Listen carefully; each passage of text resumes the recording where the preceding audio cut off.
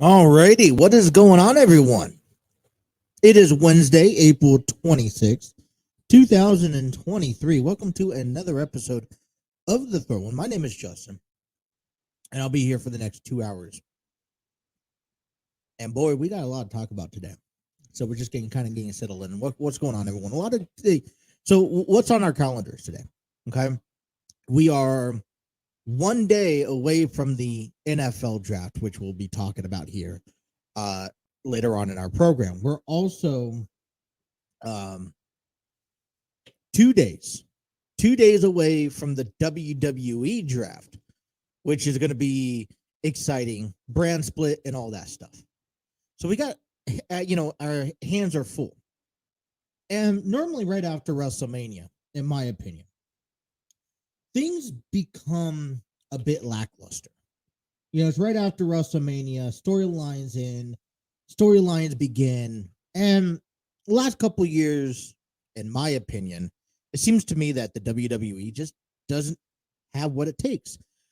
So we're on the verge of that's all changing here. And I'm just making sure that everything works the way it's supposed to be working. I get a phone call right when I start, right? So we got the NFL draft. We got the WWE draft coming your way here within the next 48 hours. And so we got a lot of questions. So today we will be talking about buy or sell options,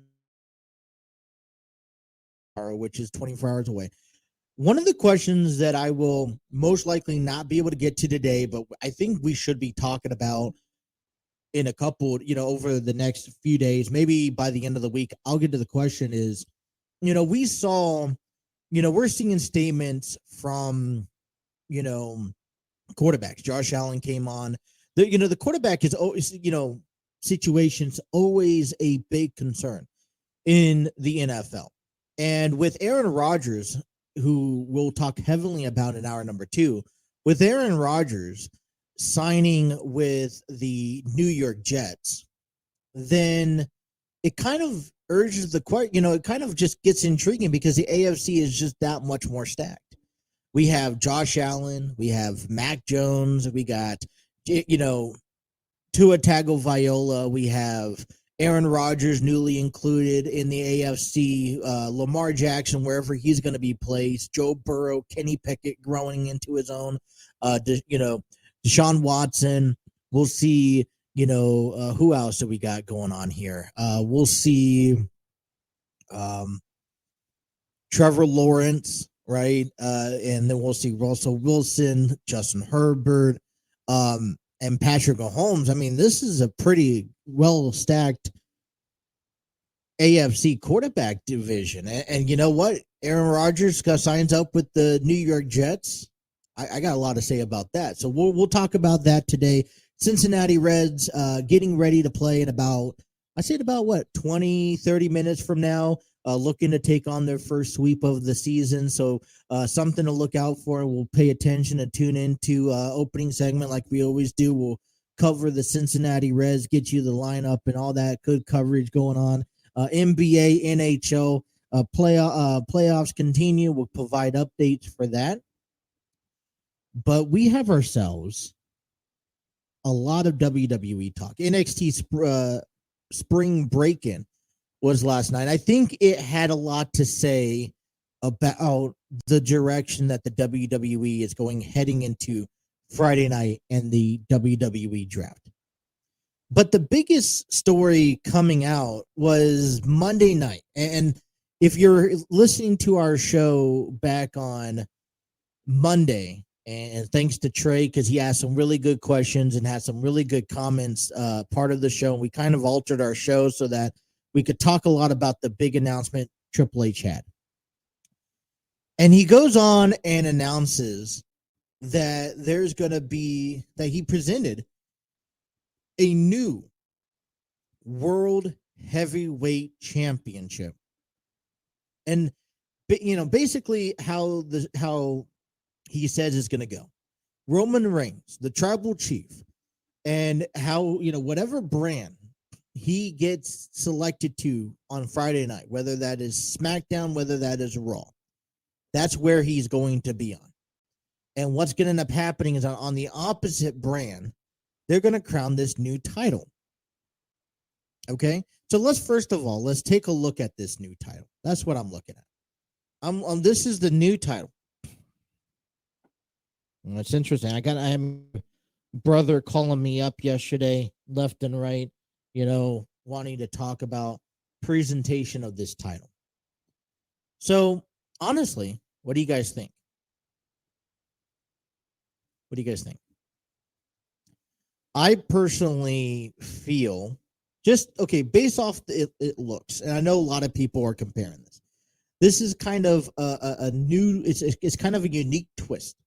Right, you redesign the World Heavyweight Championship, which the shape of the gold and the strap looked very identical to a World Heavyweight Championship, right? The one that Ric Flair made famously for, and yet again, it was a year or two ago that Ric Flair argued about obtaining this prestigious title.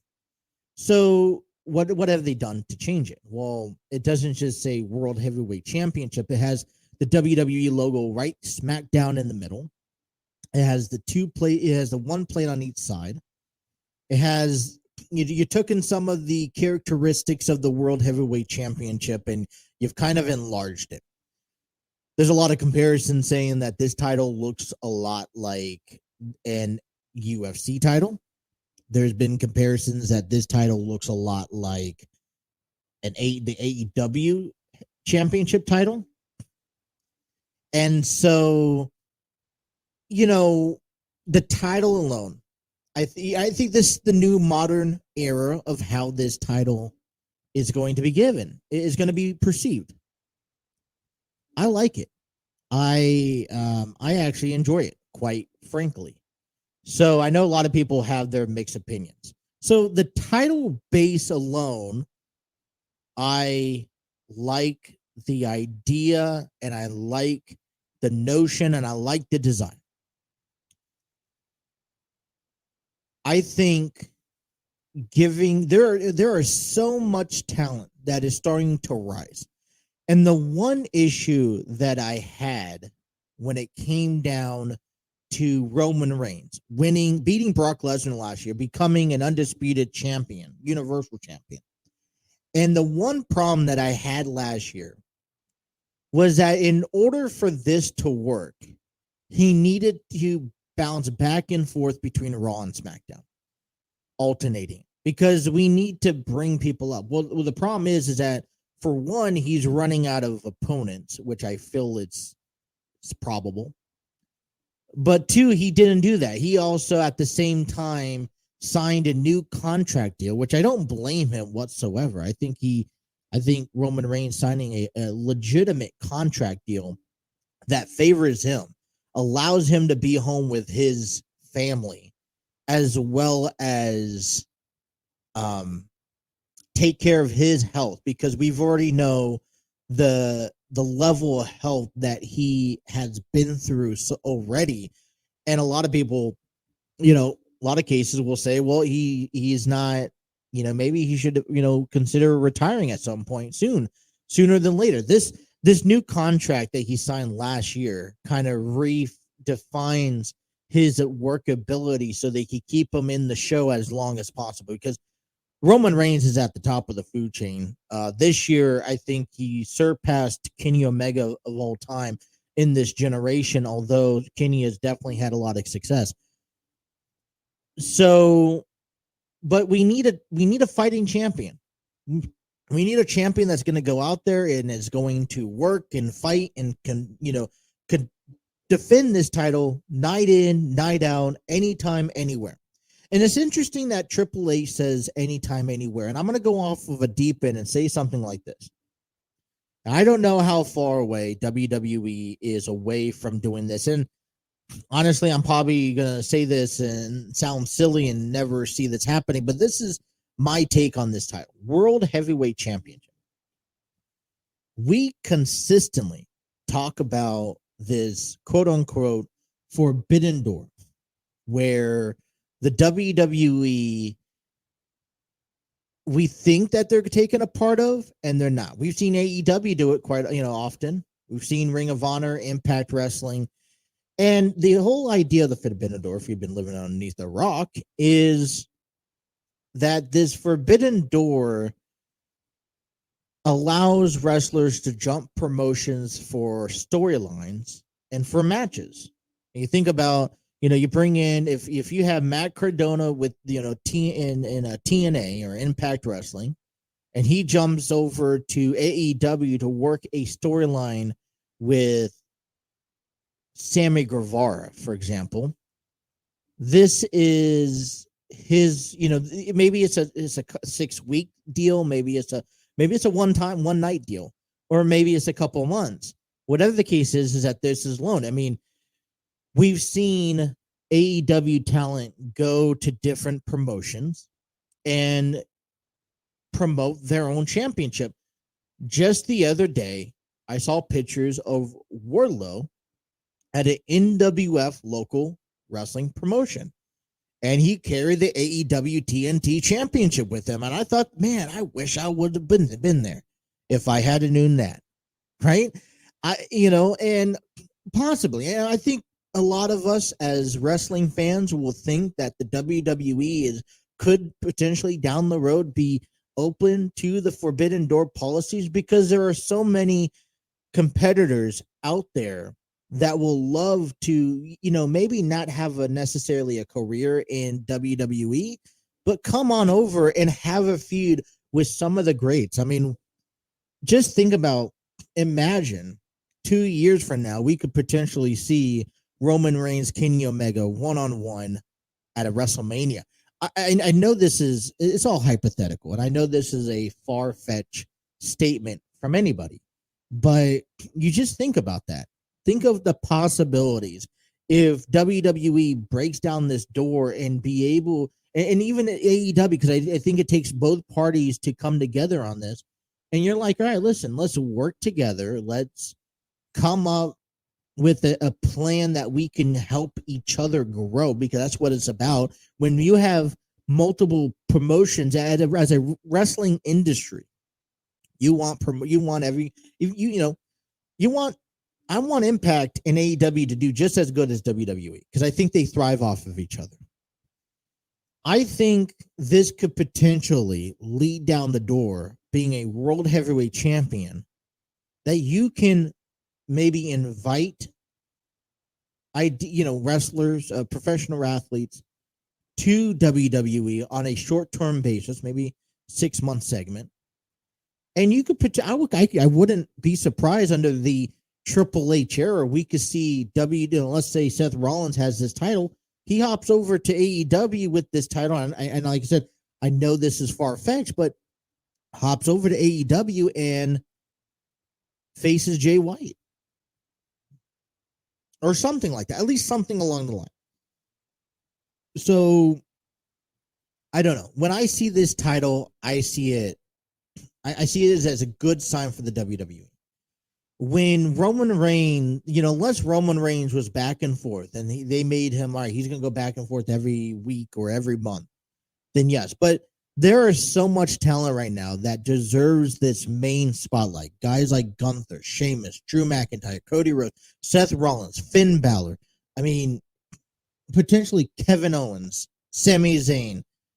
There are guys ready to fill, Braun Breaker down in NXT. There are guys that are ready to come up, and you need that platform. And one thing that's been holding the WWE and this, growing, it's all about growing and moving forward.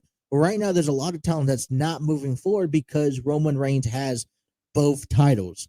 So it is nothing, no disrespect to Roman Reigns, no disrespect to what he's done in his last couple of years as holding down the fort.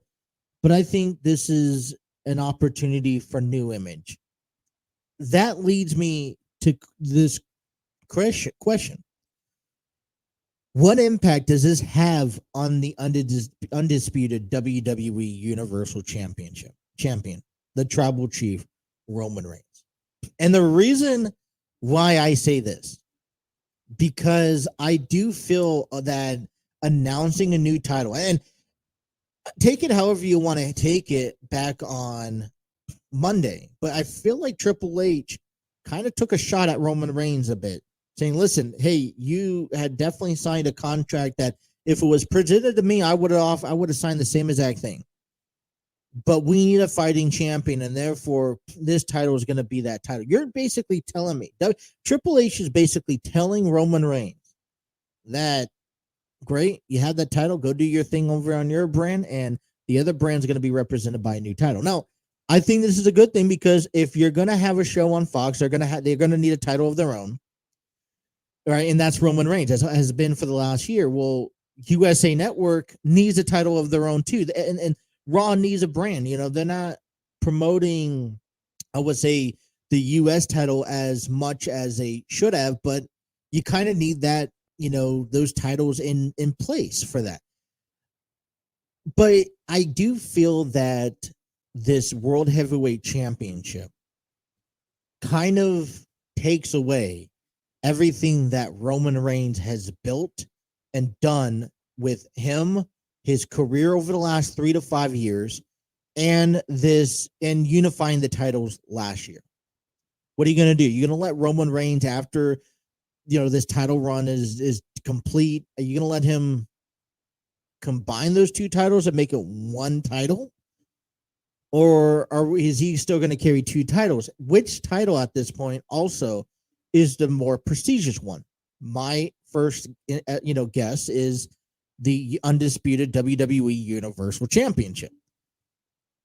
But if you're telling me that the World Heavyweight Champion is going to be a fighting, defending champion anytime, anywhere, and you hold true to that value, then why couldn't the World Heavyweight Championship be the most prestigious titles? I know it hasn't been around a lot, but it's just been a re-image. I mean, for me, the World Heavyweight Championship has been a champion that, has been around because it's been carried through different pro wrestling promotions. WWE Championship has just been strictly with WWE.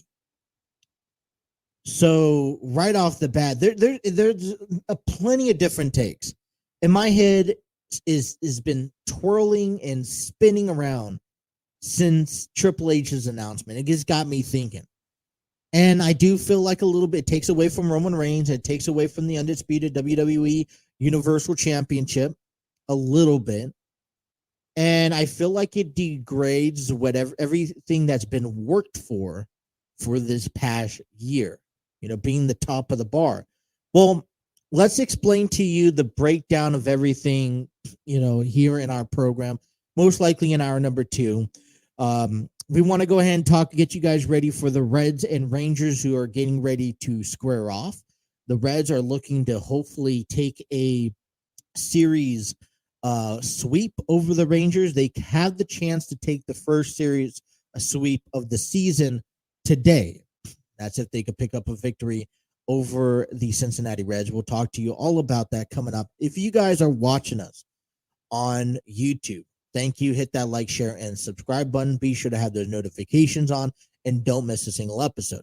If you guys are tuning us in on Facebook and on Twitter, we welcome. Thank you. Hit that like button, that share button. Let people know that we're live.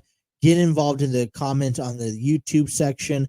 Let us know how you feel about everything that's been going on. I want to know, how do you guys feel about the World Heavyweight Championship that will be crowned later in May? So we'll talk about that coming up. We're just getting started underway here on the Throne One for the next 2 hours. Thank you guys for downloading us, listening to us, making us your sports show. And I hope you guys enjoy this program. You guys are listening to The Throne here on the TNC Sports Talk YouTube channel. As Nathaniel Lowe steps in, and after his 11-game hitting streak, he's slowed down a little bit, but this ball is pounded deep out to right. It is gone. Lowe's third home run of the Rangers strike first again. 1-0. Off we go here in the bottom of the third inning. Luke Maile, 2-2 pitch. And Maile hits it back up the middle. That could be trouble. Backhand stop. Semien, long throw. In time, they got him. Oh, what a nice play by Marcus Semien, the Gold Glover. Semien has twice flied out tonight. 2-1. And this ball hit hard out to left field. Is it high enough? It is. It is gone. Semien with a laser into the bleachers in left field. Here's Young again. He's 0 for 2. And Young hammers this one out to center field. That will get down, and it's going to be a lot of trouble. Jankowski's in. Garcia scores. Young drives in a pair with that double and stretches the Rangers' lead to 5-0. Now the left-handed hitting Josh Smith. Ooh, this one hit with a dash of power. Deep out to left. It's gone. Josh Smith with an opposite field home run, his first of the season. And the Rangers extend the lead 6-0. Martin Perez in the driver's seat. Nick Senzel first pitch. Ground ball through the left side. Base hit. A clapping Ramos crosses the plate. Newman up to second. Reds on the board at 6-1. Here comes Bruce Bochy. That's going to be all for Perez. Runners at the corners. And the batter is Henry Ramos. Hard comebacker off the pitcher. Fairchild breaks. He scores. No play. Senzel will be the batter. Over short. That's down base hit. Wave on to third. Jankowski from left. Throw to the plate. No. Safe slide. Stevenson. RBI knock on a 3-hit night for Nick Senzel. The tying run will bat in the home eighth. Runners go. Down the left field line. That ball's fair. Ramos scores. Senzel scores. Pereira to third. And Fraley to second standing. 4 runs in the inning. India, the 9th hitter. India to center field. Pereira scores. Fraley to the plate. Tavares is thrown. Caught. Fraley slides safe. Reds lead. Jonathan India wants to be that guy, and he is that guy. He brings that tenacity to the ballpark. You mentioned it every single game he's been in. And folks, this is the reason to come down here to this ballpark, because this team will not quit. Scratching and clawing. They need to get 3 more outs. Alexis Diaz is in, trying to bolt it down. 2-2.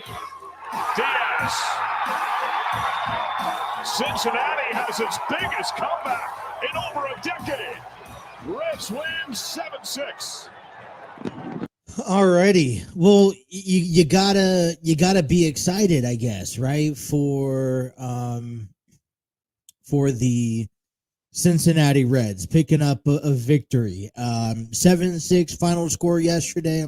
A really good ball game. Great comeback. 6 runs in the 8th inning to give the Reds the lead and ultimately a win. They win in a walk-off fashion back on Monday, 7-6. And, I'm a bit surprised. So if you listened, one thing that they said in the highlights is that this is the reason that these Reds, battle and, fight and crawl for every last out. And, there's been a few games already this season where the Reds seem to be out of it, right? Well, to me, majority of the games, it's been very close. And it hasn't been like a long, lead where they're just not trying. They're trying. Things just sometimes haven't gone their way, which is definitely a bit frustrating. But this series is a good pickup series. I was listening to David Bell on the highlights of Monday night's game, And David Bell went on to say that this was a comeback, that this hopefully sparks, them in doing something spectacular. And I think that this could potentially spark everyone in the lineup. I mean, last night, key player last night for me was Nick Senzel. 3 for 4, a run and 2 RBIs. And for a guy, an outfielder that is not expected to be much of anything. He's, he plays center field, moved over to third base. And he's a guy who, I guess, in my opinion, doesn't expect to see much of anything, right? In my opinion. I think that he's one of those guys potentially going to get traded halfway through the year. And he's putting up some good numbers. And last night we saw a couple. It was all the base knocks. Tyler Stevenson, 2 for 4 with a run batted in. Henry Ramos, 2 for 4, just called up, 2 for 4 with 2 runs batted in, an RBI yesterday. He struck out once. Henry Ramos' average right now in the last 2 games, 429. Some powering coming out of Stevenson. He moves up to 272. I'm feeling comfortable. And to see from a guy like Nick Senzel, who was brought up recently, and then he's kind of struggling, getting his average back to 200. I'm liking it. I'm happy with the result. I'm happy with the win, and I think the Reds have an opportunity to go through the sweep. And let's look at the pitching for the Cincinnati Reds. 5 and 2/3 of an inning given to Luke Weaver. He allowed 8 hits and 6 runs. Yeah, 2 walks, but he struck out 8 batters. And he did allow 3 home runs. And throughout that game, when you saw, all right, man, he's going to allow 6 runs in through 5 and 2/3. He gave up all the Reds' run because the bullpen was once again flawlessly leading up to the Revere San Martin picking up the victory last night. And then Alexis Diaz comes in the 9th inning, striking out 2. He allowed that 1 hit, but he saved for save number 3 of the season. Bullpen's finding their way. I'm going to tip my hat to the bullpen because one of the struggles we knew coming into the season was the Cincinnati Reds bullpen. And they picked up a monstrous series, and they're hoping to go in for a sweep. Their game is about to start here. I want to say, if not, it's already started. 6:35, I think. Yeah, they're just warming up. And I think I have it here. So let's get to you the starting lineup for today, by the way. And it starts off, I believe this is the starting lineup. Let me double check because I don't want to give you the wrong information.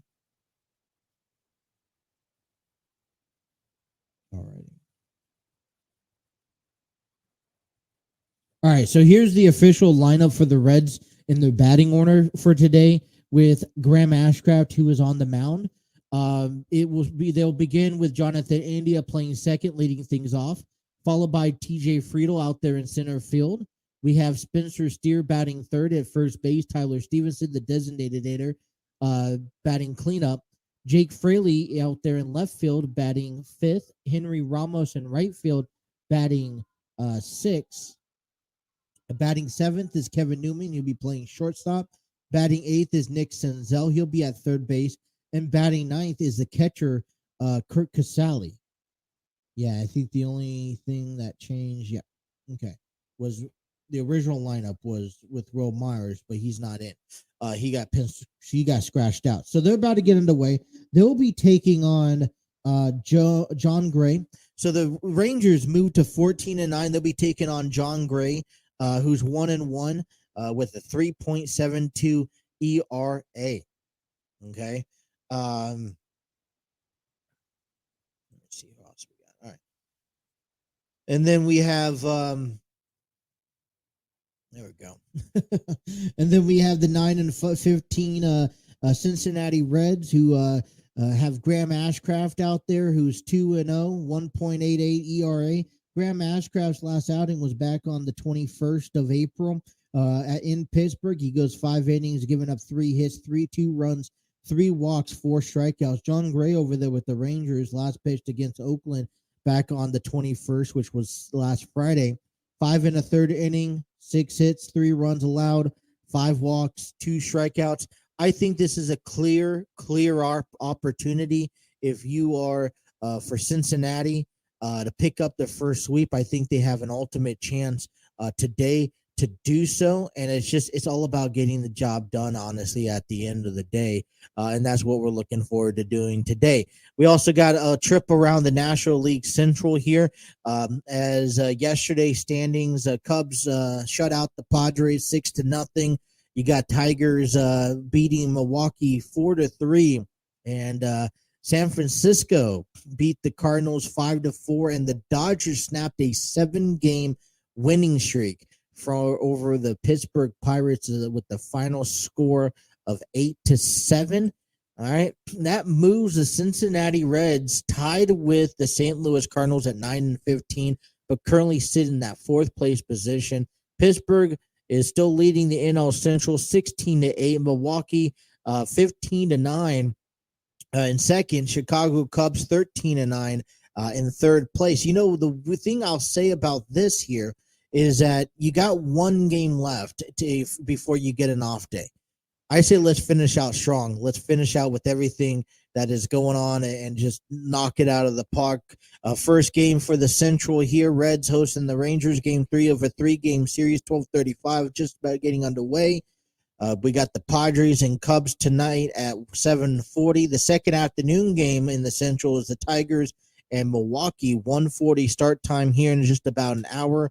St. Louis and San Francisco at 9:45 in a 6:35 game between the Dodgers and the Pirates. That is a trip around the NL Central. A lot of stuff to talk about, and hey, we're hoping for a serious sweep. Let's go on the Red Legs as they get underway. We'll be tuning into. Hopefully, we'll give you some updates throughout the game here. All right.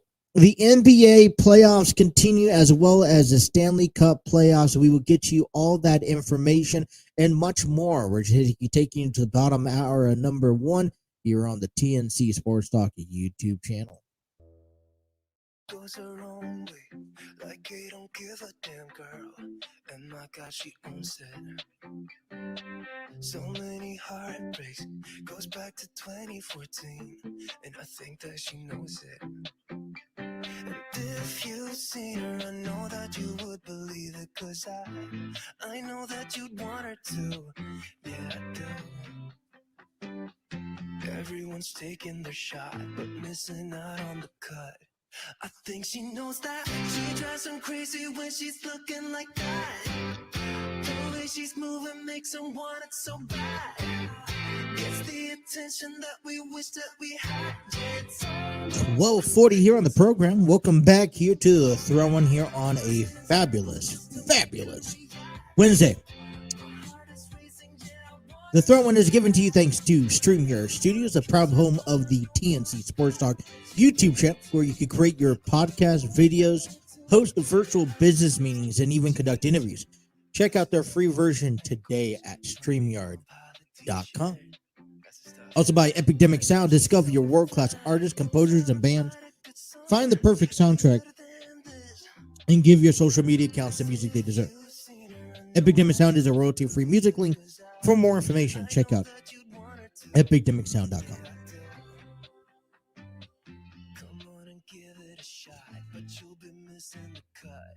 And I know we don't talk about this often, but we have a little bit of time, and I want to just invite you out to check out our merchandise page. Scanning on this QR code here will give you directly to our page where you can shop TNC Sports Talk and the Throw-In gear now. Get your hoodies, jackets, and much more at tpublic.com/user/TNC-sports-talk.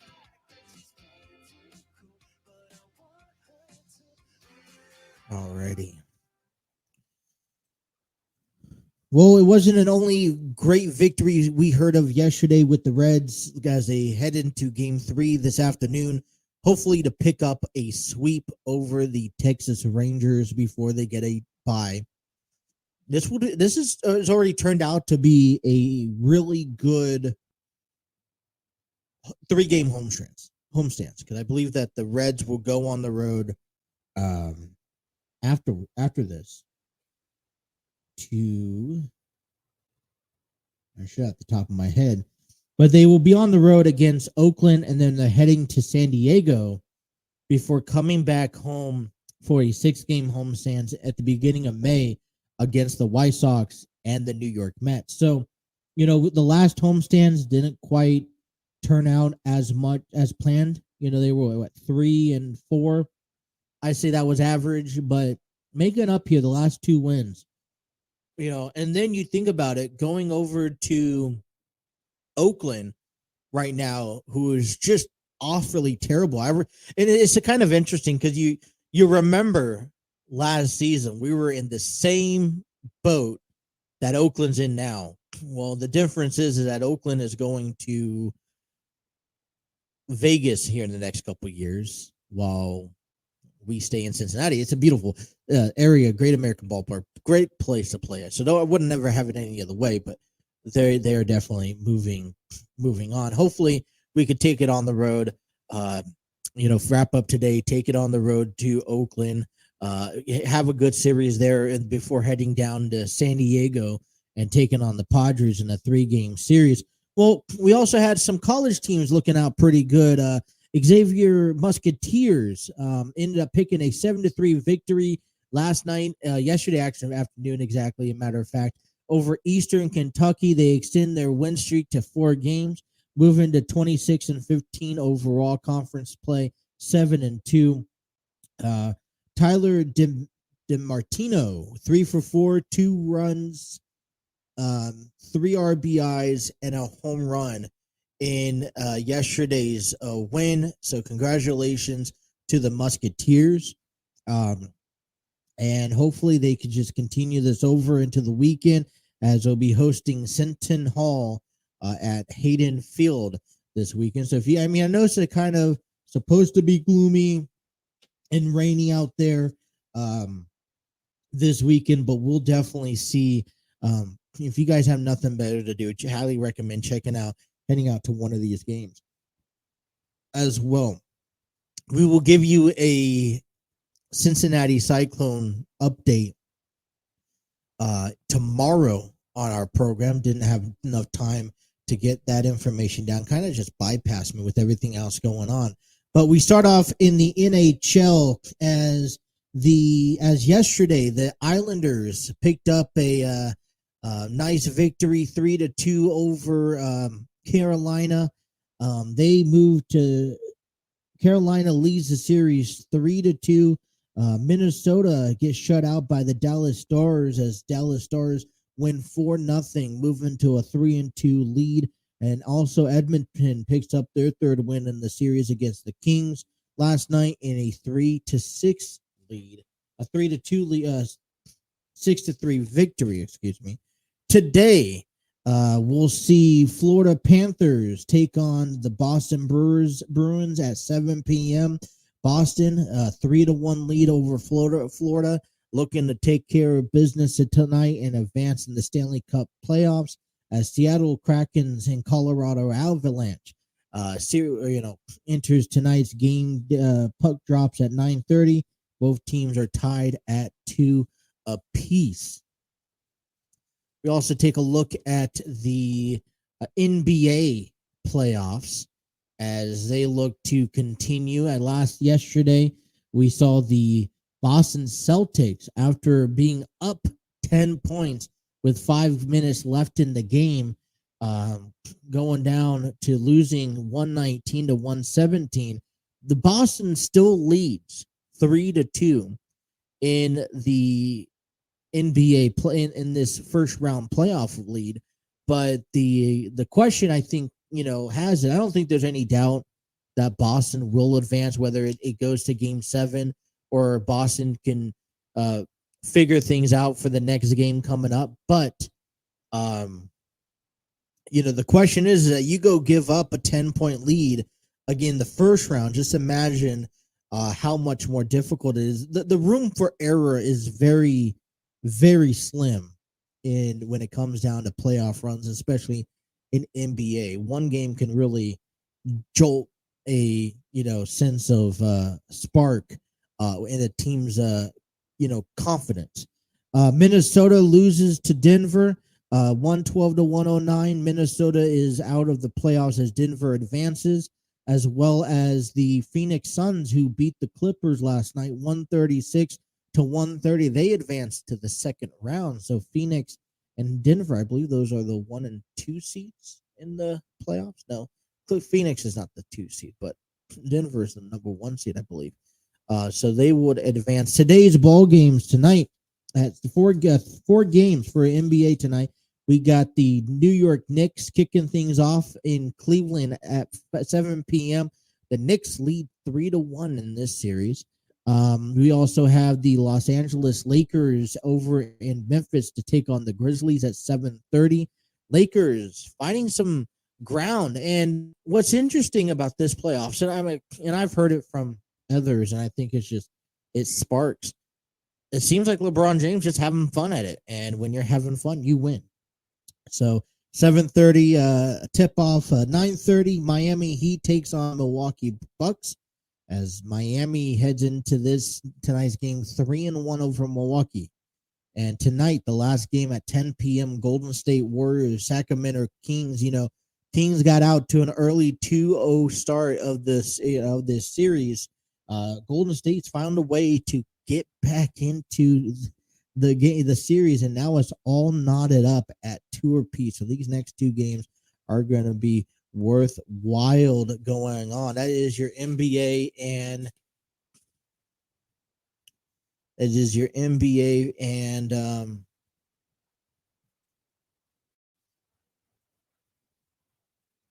computer never wants to load. Come on. That is your NBA and your. There we go. And NHL. So, all right, I want to go ahead and talk to you guys about working with Enlighten Studios a little bit. I know we do this every program. I want to continue this. Enlighten Studios have been working with them since their theater production of Love's Not Enough, which was written and directed by Terry Chappell II. Well, Enlighten Studios does a lot more than just what's going on? There we go. Enlighten Studios does a lot more than just films and theater productions. They do classes. They give back to the community, and one way they give back out to the community is by volunteering at some of these festivals in Cincinnati. Well, a couple festivals are coming up in the month of June and July this year, down there on the Newport on the Levee, down there on the Strip line, and they volunteer, and they like to give back and extend that volunteer to others. So these festivals are going to be filled with fun music, food, live music, foods, drinks, everything you could think about. It's at these festivals coming up here June 8th through the 11th. The Italian Festival is coming up. Taco Festival is June 23rd through the 25th, and then the Celtic Festival is July 14th through the 16th. And so, we want to offer and extend the volunteer help out to you guys. Volunteer today, with the Enlighten Studios. And by the way, you get to keep your tips, which is exciting to talk about. And then, so in order to volunteer, slots are open for all 3 festivals. You guys could either DM me directly to the show or email enlightenstudios.cincy@gmail.com. That is enlightenstudios.cincy@gmail.com.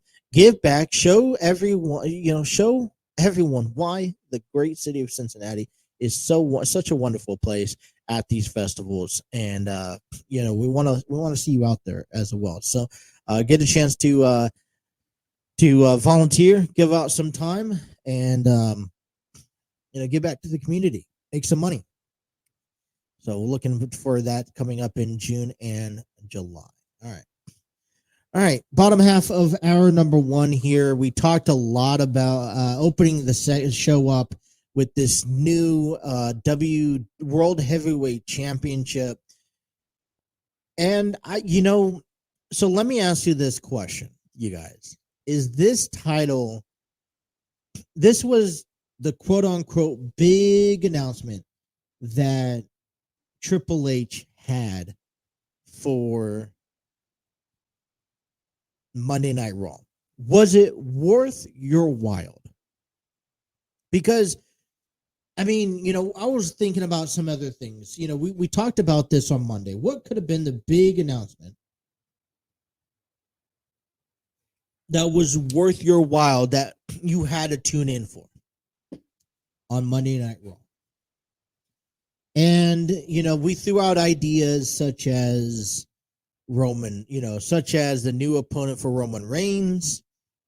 We did mention this title, so we were technically at a percentage correct. But maybe, Raw cutting down to 2 hours. I was a little bit scared in the direction of maybe Monday Night Raw or Raw moving to a different night or to a different network, which I know has been lingering around the last couple of days, if not weeks. So there was kind of a lot of things that I think we were validated and weren't to be feared of. I mean, it could have been a new update or it could have been a good thing or a bad thing. And I think this title gives potential to have so many different things that could come out of it. As we mentioned, I don't know where the forbidden door lies with the WWE, but to think that you can designate one title it's a trial run, right? You think about it, because I don't think the WWE, if and when, I mean, I say if they decide that they can break down the fifth wall, they take this outside the WWE. My brother called me yesterday talking to me about his crazy thoughts with this whole new championship.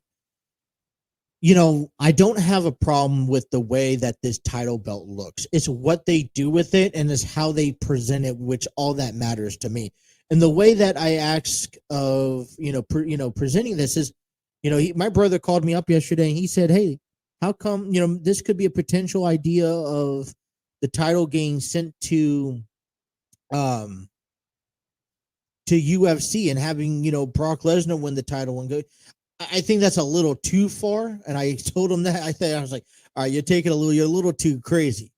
But overall, I mean, this title could lead to a lot of different things and good things for the WWE down the road. But I think we cannot forget about, we cannot ignore the tribal chief, the undisputed WWE Universal Championship itself, Unity, that has been tied along with the bloodline and probably one of the greatest storylines,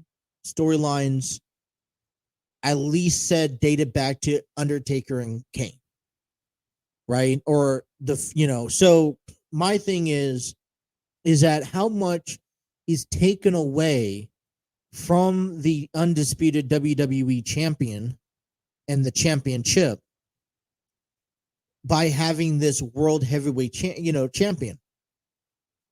I understand that we are in we got to understand that, let's be honest, if we are honest with ourselves, this prestigious title, this undisputed WWE Universal Championship, has not really been portrayed the way it should be.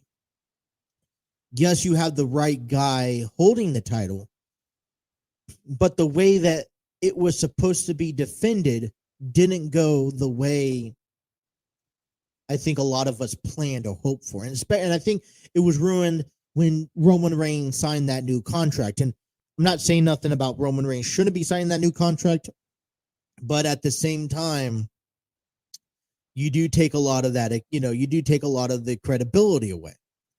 So, what title is going to be more prestigious? This new title that's coming up that you have to fight and defend anytime, anywhere.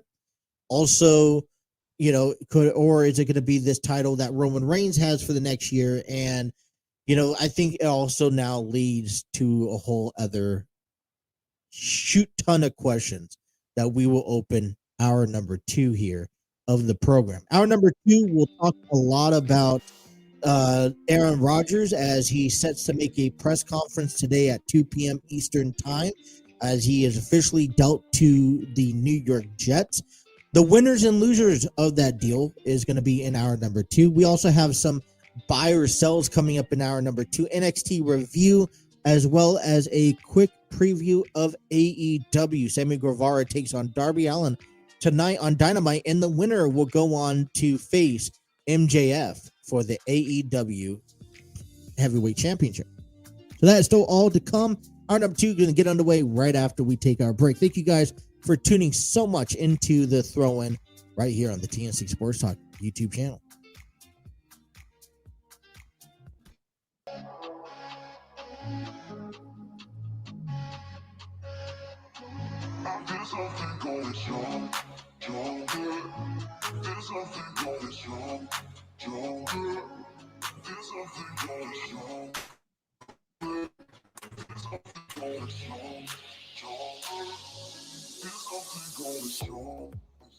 Our number 2 of the program, I'd like to give a big shout out to Spreaker from iHeartRadio, where you can upload and analyze and monetize your podcast.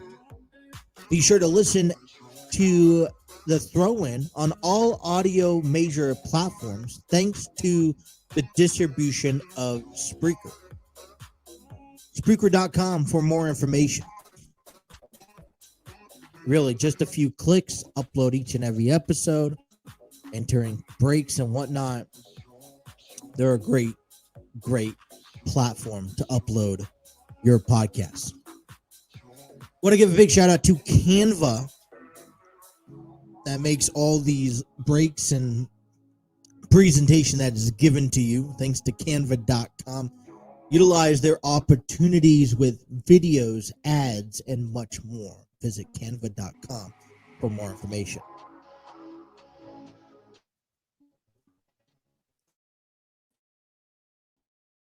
Deal back on Monday. Before we get into NFL, I want to give you exactly. So this is what happened. Back on Monday, Triple H announced that and revealed that they're going to be a new world heavyweight champion that will be crowned on May 27th at Night of Champions in Jeddah, Saudi Arabia. Basically, he says, listen, I love what everything Roman Reigns has done, but we need a fighting champion that will defend this title anytime, any place, anywhere. And when we do that, basically Roman Reigns, whenever you get drafted on Friday night, whether it's to SmackDown and it's to Raw, then you and that undisputed WWE championship will be strictly to that brand. Which now I think there's some questions to be asked because we don't know if there's going to be GMs. We'll probably find that out Friday night, hopefully. But the big question is now you have to ask yourself, do you want Roman Reigns on your brand? Do you want Roman Reigns on Raw and SmackDown? And the reason why that's a question that now I think is stirring the table is because of his contract deal, is because of him being a, I would quote unquote, part-timer. When he gets to select and choose the weekly shows that he gets to show up on, you then gamble that he won't be defending his title or not making appearances each and every week like a champion or like the face of the company should be. This is where it becomes hard to be a fan of Roman Reigns because we know what it takes. We have an expectation and a standard for the face of the company. And if Roman Reigns is that guy, and we believe he is, then he needs to be more apparent. And I don't think I've seen him once since WrestleMania, other than maybe the night after WrestleMania. I don't even quite know. So that's what is troubling me. And if they do announce managers on Friday, there are managers for Friday. Hopefully there is. You do have to ask yourself, with knowing the contract of Roman Reigns' future, how he gets to pick and choose selective times, how much are you going to push Roman Reigns? Do you take the gamble on selecting Roman Reigns?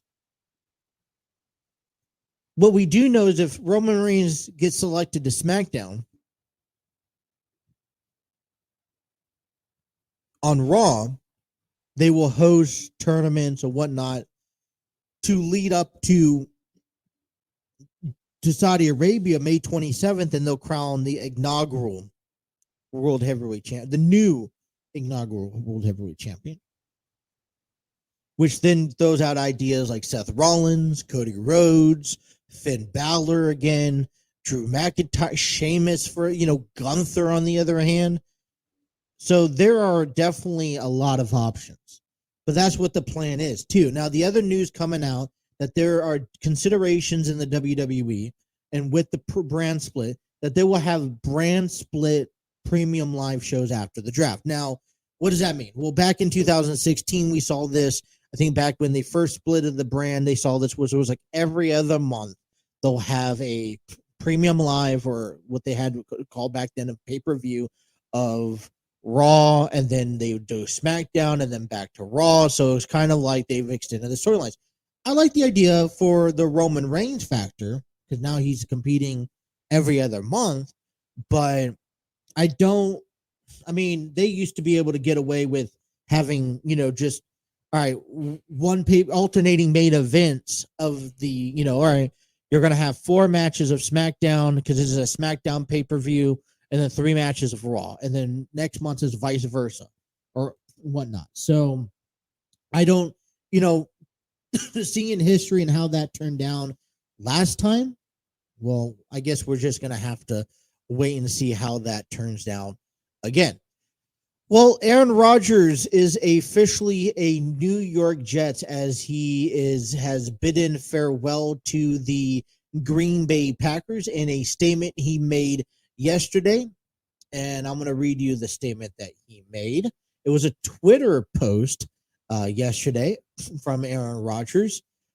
Basically, he says, and I quote, "I'm not sure it's possible to fully express the gratitude that I have to the Packers or our incredible." All right, let me read this. All right, and I quote, I'm not sure it's possible to fully express the gratitude that I have to the Packers, our incredible fans, the state of Wisconsin, and thousands of players that I cross paths with, the incredible men and women who worked for the organization, and the amazing people who I got to meet along the way. And the most with 10 pictures, but I hope you read this and feel my heart and soul filled with love, joy, and peace about my time in green and gold. Rodgers wrote, I grew up in Green Bay, drafted at 21, fell in love with the game, met some lifelong friends, and take with me memories that will last a lifetime. He is great. He goes on to express a little bit more gratitude to specific players, MVPs, whatnot. To the fans, he thanks them. He says, to the fans, thank you. You made every run out of the tunnel special, every home game magical, and it was an honor to be your quarterback. To my teammates, I love you all, and I'm thankful for the moments on and off the field that brought us close. I played with legends. I played with friends. Thanks for believing in me and having my back always. It's not the end for us. I will see you again, Green Bay. You'll always be in my heart. Now, Aaron Rodgers is moving to a really well-known division. Now let's talk about this trade, this deal. All right, Aaron Rodgers to New York. What does this do?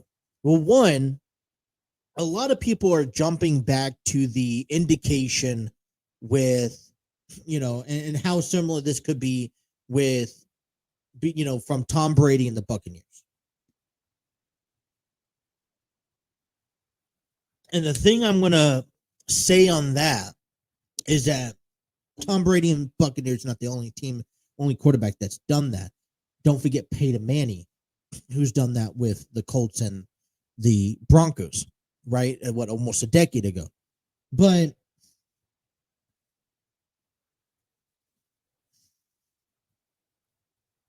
I think he has to now put his big boy pants on. Now, any quarterback that steps into New York right now, any quarterback that's, right, let me put it, any team that Aaron Rodgers steps in to a franchise is a good, better choice. And right now, what is he doing? He's replacing Zach Wilson. So my question, and my thing is that New York Jets are putting all of their chips in. They want to win now, just like the Rams did a couple years ago. The Jets want to win now. And they have a chance to win now. They have the receivers and the win and losers. Let me just go down through the wins. Aaron Rodgers, who wins this deal. He just, his desire to leave Green Bay was only because Green Bay wants to move on. And I think that's a fair deal. All right, Green Bay, you want to move on. You think your time with Aaron Rodgers is done. You want to leave on good terms. You don't want to sugarcoat it. Give it to Jordan Love. We'll talk about him in a moment. And part ways the best you can. I think this for Green Bay and for Aaron Rodgers, you get what you want. All right, Aaron Rodgers, you want to leave. What team would you like to go for? Let's try to make that happen. And that was the Green Bay Packers. Number two, a winning side of things, Jordan Love. After 3 years of watching and learning, well, guess what? He finally gets his chance to perform. Now, we've seen him in and out when Rodgers has been hurt, but this is a good chance for Jordan Love, who doesn't have to be sugarcoated. I mean, you take a look back at Tom Brady and his desire to continue playing, and those questions year in and year out. Okay, is he going to get traded or not? You had Jimmy Garoppolo in the background, and you were holding off on Jimmy Garoppolo, and it came to the point where Jimmy Garoppolo said his goodbyes, left to San Francisco, and the rest is history. And just imagine if Tom Brady said, all right, let me go ahead and move on to another team and let Jimmy Garoppolo be. Where would the Patriots be at today? Number three, all the Jets skilled players. And last year with Aaron Rodgers, we were a bit nervous and a bit worried about the newcomers. And we seen last year that Aaron Rodgers can work with new guys, and he can definitely build and shape up young receivers. Well, when you have receivers that are thirsty to get, on the board, you're repairing with a former Packard, Alan Lazard, an upcoming McCole Hardman. You got Garrett Wilson, Breece Hall. All these receivers right now, your core receivers, are looking to make a name for themselves. And this can look very good on their resume 2-3 years down the road, in the future. So definitely some really good deals with the receivers. They're going to get a chance to work with a top elite veteran quarterback. Jets fans also should be happy. I have said this for the last, 2 seasons now, that we understand New York is notorious. If you don't perform well, they will let you know. And it's like, all right, well, it's a do or die moment. Because if you don't execute and you don't get what you want out of this deal, which, by the way, Aaron Rodgers is only guaranteed 1 year if he stays healthy, right? We don't know the future of Aaron Rodgers down the road. The last couple of years, he's kind of stepped away from the game in the offseason, analyzed what, himself, his mental health, his physical health, and really, determine if he wants to come back to the game. And so far, every time that's led back to the game. But at the same moment, you got to realize that Aaron Rodgers,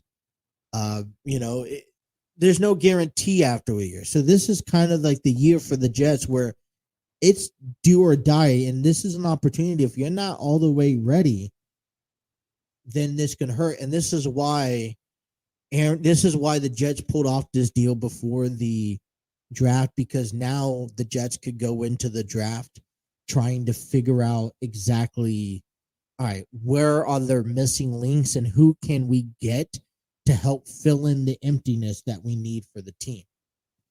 The losers on this end, Bills and the Dolphins and the Patriots, they struggle to play 500 football. We don't know, we got Bill Belichick over there trying to get back to winning ways and getting back to a playoff run. And we don't know, with Aaron Rodgers now in the way, we mentioned, Aaron Rodgers is enjoying a really high elite group of quarterbacks in the AFC, and it's going to make it that much more difficult playing Aaron Rodgers not once but twice.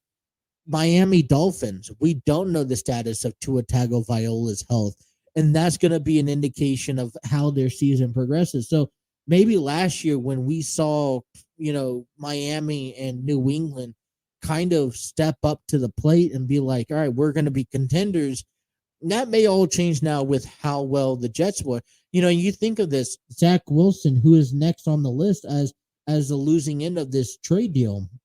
The number 2 pick ahead of Trey Lance and Justin Fields getting demoted. Well, we can look at this as a demotion, of course. I think of this as an opportunity for Zach Wilson to take a year to learn a lot from Aaron Rodgers. And then, because we don't know if Aaron Rodgers is going to last beyond 2023.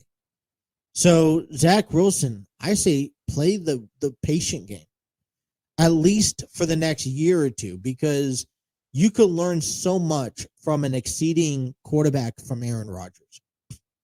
And if you could do that, then you're going to go on. And then in 2 years, you come back, you can really improve. And this is going to be the first year that we see Jordan Love. Green Bay goes to Jordan Love and says, all right, this is your team. You run this team how you need to run with the help of our offensive coordinator, our quarterback coach, and our head coach, right? You run the team how we want, how you need to run. This is where it's either you put up or you shut up at the moment. Zach Wilson is getting that opportunity. Instead of being given up on, you got to take a step back, reanalyze yourself, figure out where you need to work on and where you need to improve on. I think of it as a beneficial move because we don't know the status of Aaron Rodgers in the future of his, tenure in New York. And if he does go down with an injury, Zach Wilson, be prepared. We've seen injuries in quarterbacks a lot last year. Joe Douglas' reputation is going to be on the line. He's ultimately cashing in all of his chips, and he's saying, we're going all in, and it's a do or die moment. All right. He's gambled. He's given the first and second rounds. He's given up the chances of moving up in the draft pick. They had a quarterback, but he's saying, all right, you know what? Listen, I want Rodgers. He's going to win us a championship. And that is the plan. So when you think about this, at the end of the day, okay, Aaron Rodgers gets what he wants.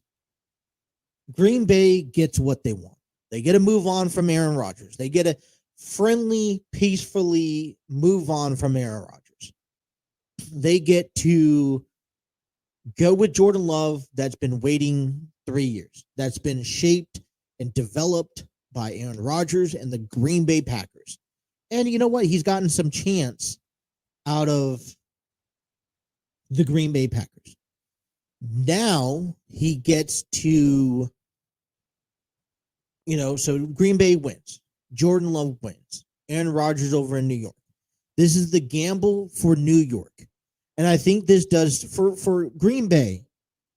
You got to be like, all right, we're starting fresh. We have to eventually start fresh, and that's what we're doing. We did it with Brett Favre over to Aaron Rodgers. Hopefully, Jordan Love could have the similar success. The only way we're going to know is by putting him out there, to be honest. This is that generation, and, and hopefully it works. For New York, You got Joe Douglas putting all his chips on the table. He cashes it in on Aaron Rodgers, and I think this is a do or die moment. For Joe Douglas, you don't know after 2023 whether you're going to keep Aaron Rodgers or not. It's going to be a year-to-year basis. For the New York Jets, we don't know after 2023. So it is a must-win now. Now, my question is does the Jets and Aaron Rodgers have enough what it takes and have all the pieces put together to go out and beat teams like the Buffalo Bills and Josh Allen, to beat Patrick Mahomes and the Kansas City Chiefs, and nonetheless to beat Cincinnati Bengals and Joe Burrow? By picking up Aaron Rodgers, okay, by picking up the key pieces, which, by the way, remember, you already had a quarterback, but by picking up Aaron Rodgers and his health and his stability, did the Jets make the right move? And can they capitalize on this big deal that they made? Because if not, it's going to come back around and bite them in the ass. Now, I think the only way that they could come out positive of this is by simply sitting, all right, listen, Wilson, don't get too depressed that you got demoted. Understand that, hey, listen, Aaron Rodgers gets hurt, you're the first person going out there. He doesn't come back next year, you're still our quarterback. So this is a short-term deal, temporary deal, that it's cash in now, and also on top of that, take a lot in from Aaron Rodgers. He provides a lot more than what Joe Flacco had to offer when Joe Flacco was with the Jets. Good deal. Aaron Rodgers over in New York. When we come back, NFL draft is among us. We got some buys or sells we want to share with you, as well as some WWE buys or sells, because the WWE draft, we still got the NXT review and AEW Dynamite preparation still to come. You guys are listening to The Throne here on the TNC Sports Talk YouTube channel.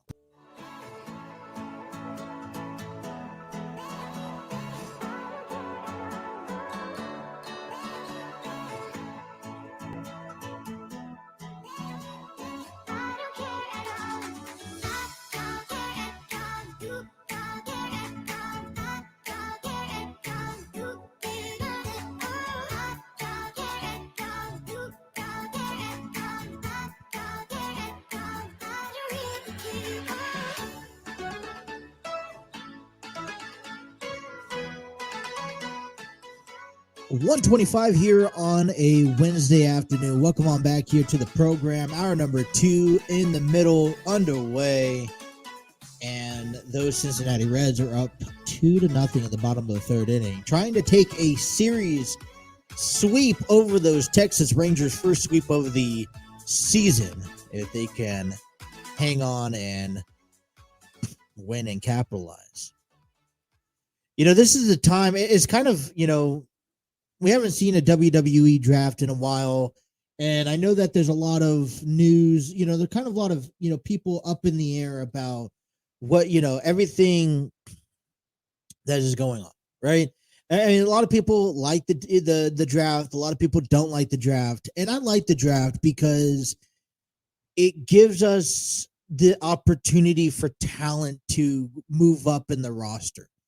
You know, we got a couple, I think we got some people down in NXT. We'll talk at the bottom half of the hour about when it comes down that they should be brought up to the main roster. And this is that chance. And, you know, one thing I'll say is, like, don't get me wrong. I love the Bloodline being in charge. I love them unifying the titles if it works properly. But you know what? It doesn't quite work as well as we expect them to work out, because every time when you unify those titles, you got one title holder. Right, and that's Roman Reigns. That's the Usos. In this case, it's Sami Zayn and Kevin Owens. Well, I understand when you don't have enough talent to come up and to challenge Roman Reigns. Like right now, Roman Reigns is running out of opponents, and hopefully with this brand split, it kind of gives him a couple of different opponents. And I still personally believe that wherever Roman Reigns is at and goes to on this Friday, Cody Rhodes has to follow, because that story has not been completed, and there's a lot to tell between the feud of Roman Reigns and Cody Rhodes that takes you into Backlash on May 6th, a week from Saturday. And if you separate Cody and Roman, you really, I think, you do an injustice to a feud that you can do so much out of. And definitely not wanting to put the title, the World Heavyweight Championship, on Cody Rhodes, right? So there's a lot of twists and turns that definitely tomorrow and Friday we'll start asking.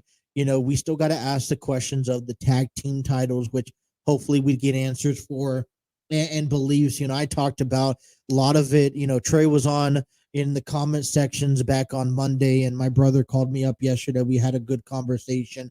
So we'll talk about that. But there's a couple things going around. All right, let's start off with the NFL real quick, because we have, we're talking about NFL and Aaron Rodgers back at the top of the hour. We want to continue talking about them to transition into football. But we got a couple of buy or sells, and this one here is coming out of the NFL draft. Rumors, buy or sells.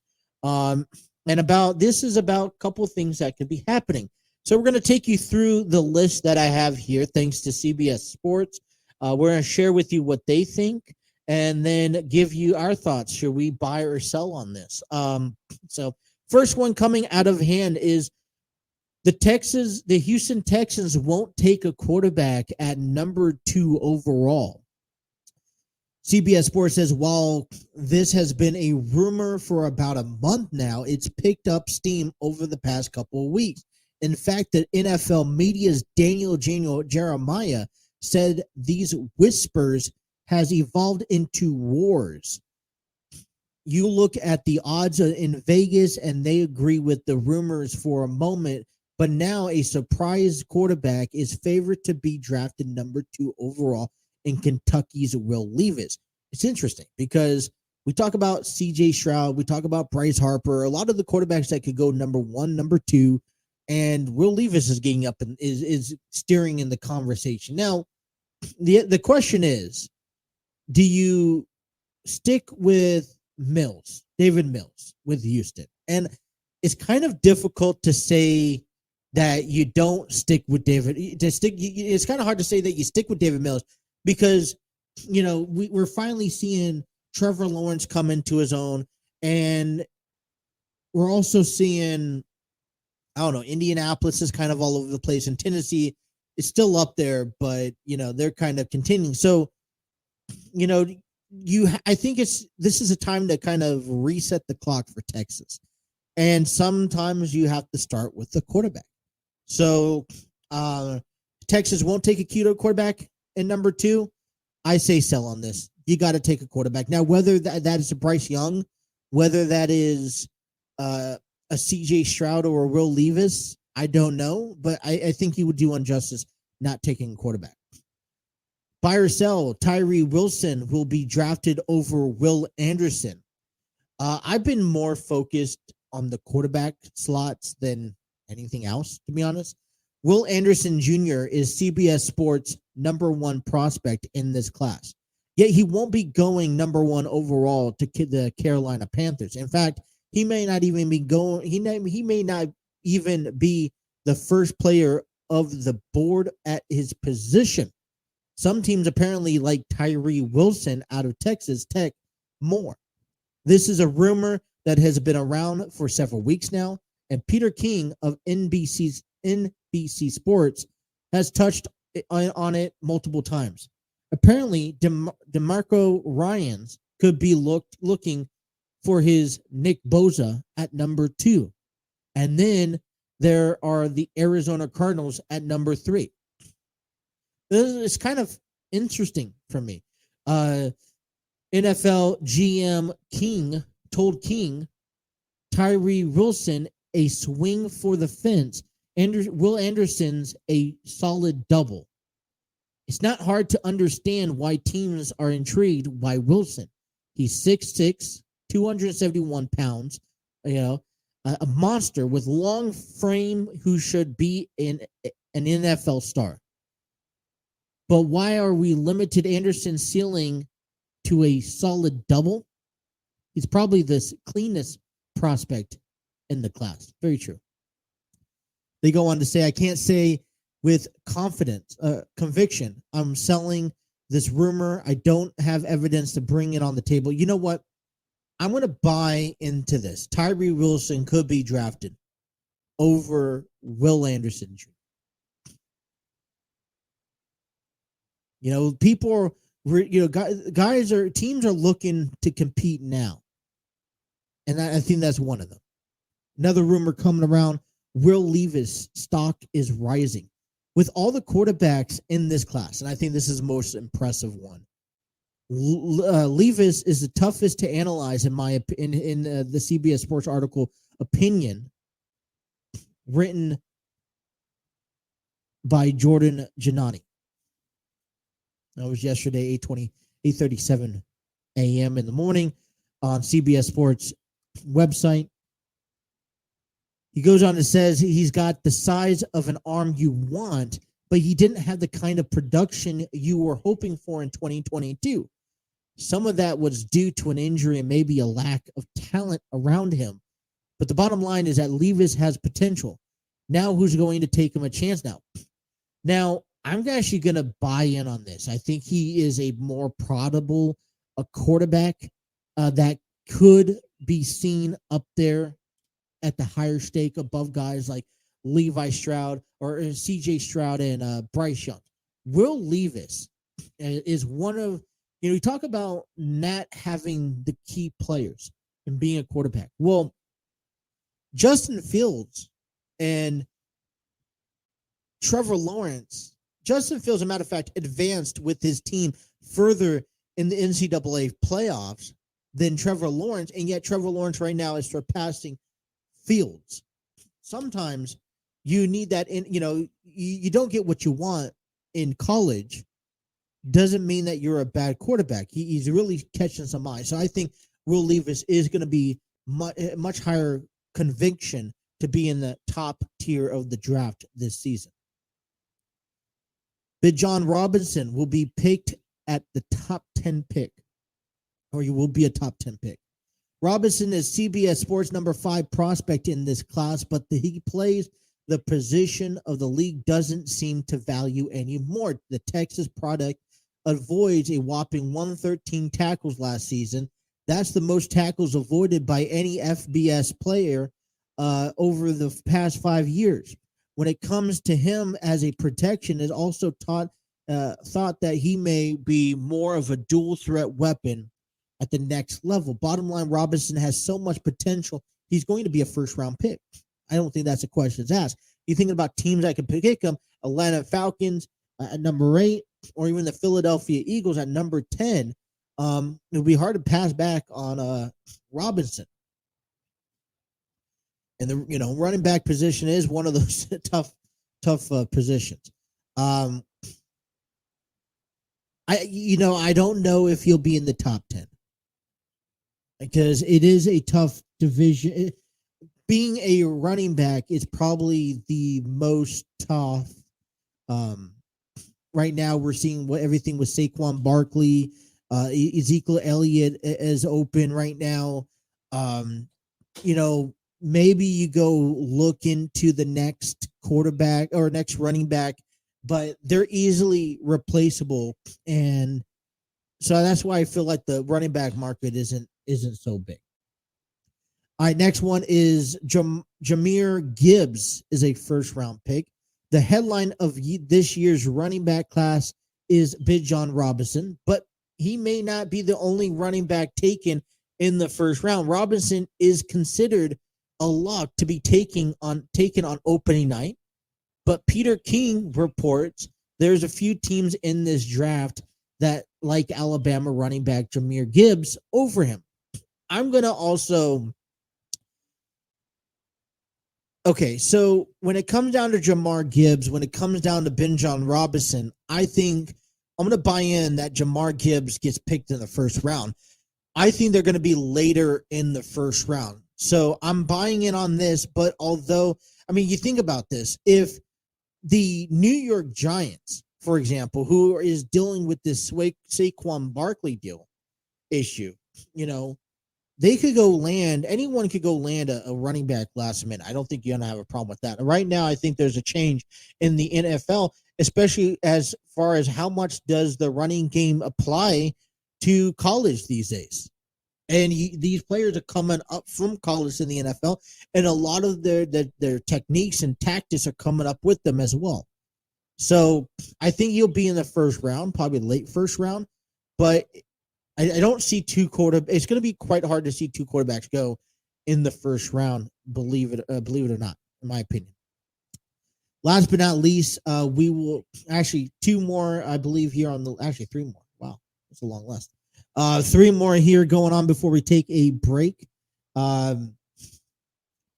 We got Trey Lance will be traded during the draft. I will sell on this one. If he's going to get traded, it's going to be before the draft. I think the 49ers are a bit in a panic mode, understanding that they are uncertain with the health status of Trey Lance. They don't know the status of the 2023 season for Brock Purdy and if he's even going to play. I know there's been some ideas of trading him to Minnesota for Kirk Cousins. I think it would be a pretty big, that would be a pretty catastrophic trade. I think the 49ers have to just give Lance a chance. You haven't seen enough of Lance, so I am selling this. Lance will be with the 49ers this year. The wide receiver class is first round overrated. Just a couple weeks ago, Tim Nagy, the executive director of the Reese's Senior Bowl, tweeted that the NFL as a whole is not as high on this year's wide receivers class as those who make mock drafts are. This report didn't drastically affect mocks, as most still have around 4 to 6 wideouts going in the first round. Let me buy into that. Wide receivers class is first round overrated. I don't think that there hasn't been some like surprising names that jump out to me in the first round of the draft or even in the draft period. For me, it's quarterback and defense right now that's going to be oppressing the most in tomorrow night's draft. And last but not least, Hendon Hooker will be taken at a higher than expected. It's appearing more and more likely that the Tennessee quarterback will be a day one pick. I can get can you get on board? I mean, I can get on board on that. Not guaranteed, but I don't know, top 15, maybe not. The team associated with the rumor are the Texans, although Peter from the NFL media also recently mocked Hooker to the Tennessee Titans at number 11 overall. That would be interesting. Hidden Hooker for the Texans at number 2, if not Tennessee at number 11. I think that would be definitely a big hit coming out of this year's draft. So what do you guys think? Those are my buy or sell. Coming up next, we will take you to the bottom of the hour. WWE has some buy or sells I'd like to share with you. A quick review of NXT Spring Breakin, as well as AEW Dynamite tonight. So take us to the bottom of the hour of our program. Thank you guys for tuning in to the Throne right here on the TNC Sports Talk YouTube channel.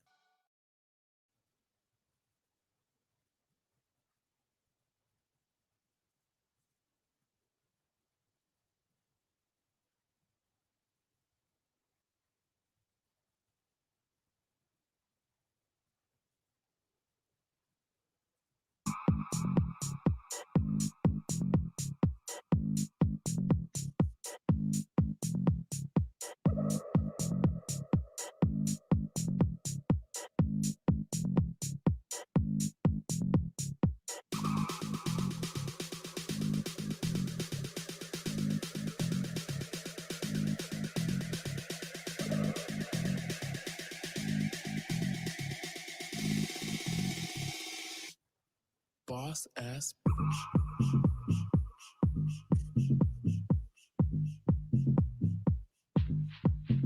Boss bitch. AEW Dynamite's on tonight on TBS, where we will see the number one contenders match between Sammy Guevara and Darby Allin. And the winner will go face MJF for the AEW Heavyweight Championship. All right, welcome on back. Here, bottom of the hour and some lag delays here. The internet doesn't want to load. It happens, and it happens more than none, to be honest. It's a bit frustrating, but you know what am I going to say? AEW, Tony Khan has an important decision to make on Jade Cargill. Jade Cargill defends the TBS championship tonight in a match against Tyra Valkyrie. The added stipulation for the match is that Valkyrie will be disqualified if she uses her Road to Valhalla finish move. This is an important match because it's one of the very few occasions where Cargill's undefeated streak is actually endangered. Valkyrie has been on a roll since debuting in AEW, easily vanquishing foe after foe with Road to Valhalla. That she is not allowed to use the move tonight, but puts her at the severe disadvantage, of course, but it also gives the babyface some adversity to overcome on her way to surprising the world with a championship win and Jade's first ever lost. So can Taya win her match tonight? I would like to. So in this case, right? I would like to see a new title match, or two new champion. Jade Cargill has definitely been dominant, and I listen, between her and Bianca Belair, top, just best of the best. But yeah, I am more interested in seeing Tyra win, to be honest. AEW match card tonight. Orange Cassidy takes on Bandito for the AEW Intercontinental Championship. Sammy Guevara and Darby Allin for the number one contender spot for the AEW World Championship. Winner will face MJF. Adam Cole will go ahead and speak tonight. Wardlow and Arn Anderson also speaks. Tony Khan has a major announcement. Dax Hartwell takes on Jeff Jarrett, and Kenny Omega and Konosuke Shita, versus the Percher and the Blade. I'm sorry for butchering those names. It happens. WWE also has a buy or sell moment here as we get through to you ahead of the WWE draft. A couple big concerning issues. So coming in at number one is Drew McIntyre and the WWE aren't close when it comes down to a new contract. And I think that I'm buying in on that one. I don't, listen, I know that with the whole new operations of the WWE selling to endeavors, there are going to be some cuts and there's going to be some contract restraints. I think right now, unfortunately, Drew McIntyre is at a bad time, bad place, bad moment right now when it comes down to contract negotiation. According to Dave Meltzer on Wrestling Observer Radio, Randall Orton of Cave Size Seats, McIntyre and WWE are still far apart on their details in his next contract. Granted, if there is a next contract, because let's be honest, McIntyre would be one of the biggest free agents on the planet to hit the market on modern times.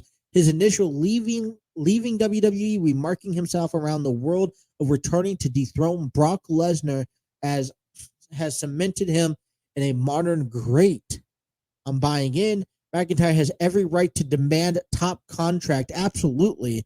Making this as easy buy, man, it is going to suck. I mean, don't forget, he held that WWE championship for a year during the pandemic, which I think a lot of people have have like forgotten about in the sense.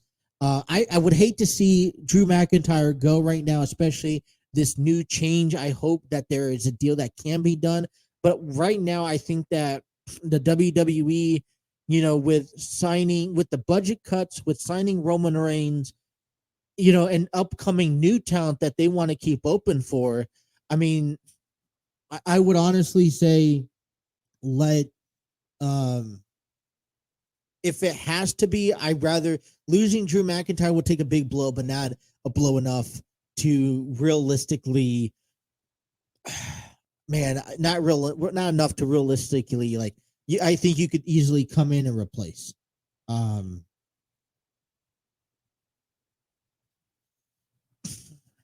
WWE considers sending Dominic to NXT at number 2. This one's been rumored around for a couple of weeks now. I think it would, it's hard to see. This one's hard to see to be sent down. Dominic is clearly green. The problem is that Dominic could go down to NXT and learn so much. But right now, I feel like he's so much up in the main roster right now. If they would have brought him down to NXT to work on his developmental stuff, like maybe his mic work, I think he could work on. Maybe his character and selling, I think he could work on. Then I think he would have done that when he separated with his father. But sending him to NXT now just wouldn't do anything for him, and I think it puts a delay. The clock is ticking on his storyline with his father, and quite honestly, I just think he need.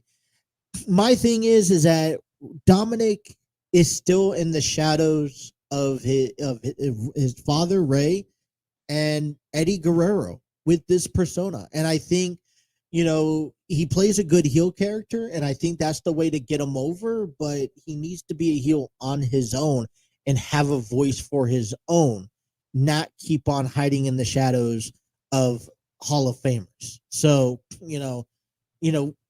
take a look at Randy Orton. He had to make a name for himself. He didn't, yes, he was, a third generational athlete, but he had to go through it to himself, and he had to make a name for himself. So I think this is where I think Ray just doesn't fit down at NXT.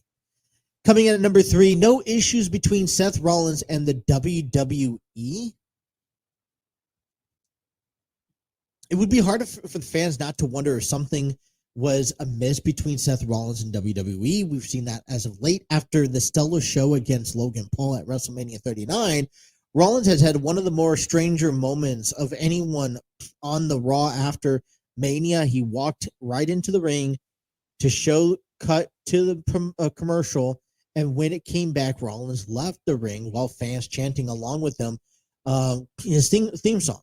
Social media pictures shows he had a mic in his hand during the break, but never said anything. This came amidly speculations that WWE creative has changed courses dramatically once again, and the fact Rollins has mostly been losing since last November to the likes of Austin Theory, despite clearly doing some of the best work of his career.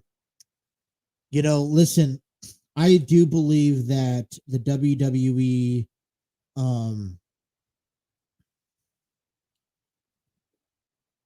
I do believe that Seth Rollins is having some issues. I think this is going to be a hard pill to swallow, and I hope they get cleared up. But Seth Rollins deserves to be in the spotlight and so much. Now, he has an upcoming match against Omos at Backlash. And yes, Seth Rollins is notorious for making names and making people over, but he has so much to offer and so much to give.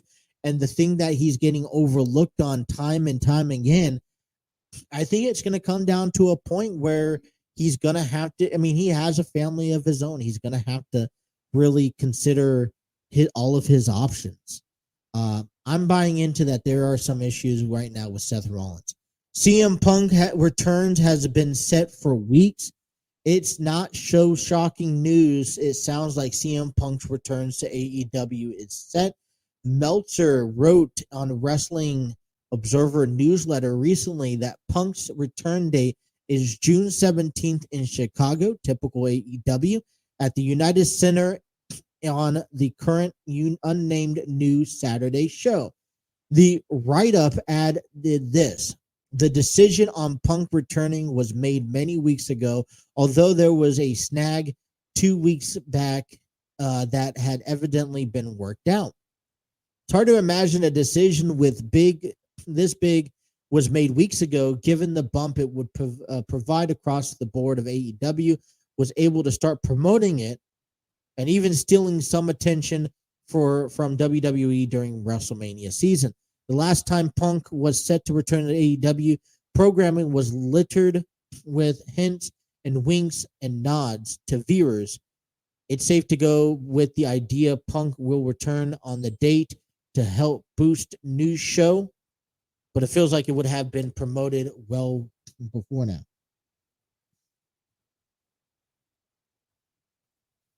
You know, I've given my fair, I'm selling this one. I'm giving my fair share of CM Punk. In all honesty, I have exclaimed time and time again that I'm not a fan. I feel like AEW will give talent chances after chances after chances, just like you see Jeff Hardy. I don't blame the WWE for not signing guys like Jeff Hardy or even CM Punk when you bring in too much drama, right? Right now, the WWE doesn't need any more drama. And to see AEW willing to work with it, I think is great. But I feel that they need to be very cautious. I don't know if this is going to be long-term or if this is going to be short-term, but I get it. You're bringing them back. But AEW is notorious about promoting the heck out of their product. And if you're bringing back CM Punk, which this is where I feel like AEW is hesitant on, because you're bringing back like a guy, CM Punk, you should be like, let's promote him out of the world, right? Out of the water every single day, every single second. All commercials we're airing has CM Punk in it. Well, we don't. I don't feel like although they may be bringing him back June 17th in Chicago, I don't feel like they want to bring him back. And let me be honest, wrestling is fine with or without Punk. I'm sorry to say, we don't need Punk to return to make wrestling relevant. So that's my take. We didn't get a chance to talk about NXT. We'll talk a little bit about it tomorrow. It's primarily having to do with the draft. Heavy draft day tomorrow. Reds out front right now. Hopefully they can pick up a sweep. We'll talk about it all tomorrow when we come back on the program on Thursday's edition of The Throw-In. Until then, thank you guys for tuning into YouTube, Facebook, Twitter. Hit that like, share, and subscribe button. Be sure to have those notifications on. Don't miss a single episode. And if you miss anything today, you're at work, you're driving, download us, take us on the road with you wherever you go. On behalf of the entire team and the studios, StreamYard Studios, thank you guys for so much for tuning in. And we'll see you guys tomorrow. You guys were listening to The Throw-In, TNC Sports Talk YouTube channel. Take care. Have a great day.